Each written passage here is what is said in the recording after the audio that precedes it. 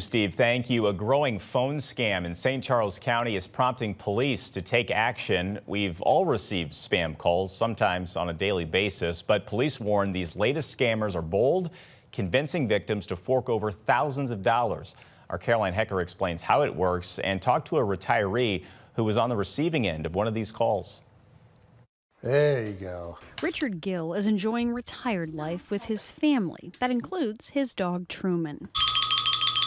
Last month, he was headed to a doctor's appointment when he noticed a missed call and voicemail from a St. Louis number. St. Charles County Sheriff's Department. The alleged sergeant knew his name, so he called back. They went into a scenario where they said I had signed a registered piece of mail saying I would show up for jury duty. Having been on vacation, Gill wasn't sure if he'd missed something, so the scammer offered a case number. And what probably added more credit to it was that he asked me if I was driving in my car, and I said yes.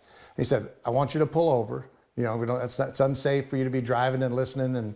And he goes, I want you to pull over because I want you to be able to write down all this case number and the DNR number. The scammer then told him he owed more than $6,000 in fines that needed to be paid immediately, or a warrant would be put out for his arrest. Rich didn't buy it, telling the scammer he'd call him back.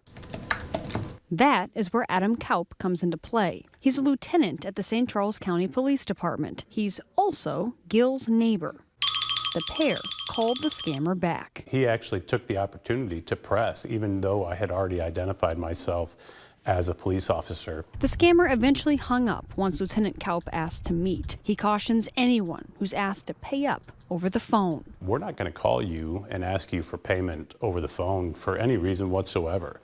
And in fact, if there's going to be some sort of request for payment for a fine or a warrant or something of that nature, you're going to get correspondence in the mail that indicates that. The St. Charles County Police Department says it's been inundated with calls from people on the receiving end of this scam. So it plans to host a presentation for the community Thursday night at 6 at the department. Rich is fortunate he isn't any worse off, but he worries others may not be as lucky. It sounded legitimate. I had no reason to believe from the message that they sent and, you know, my first minute or two on the phone that it wasn't something real. In St. Charles County, Caroline Hecker, First Alert 4.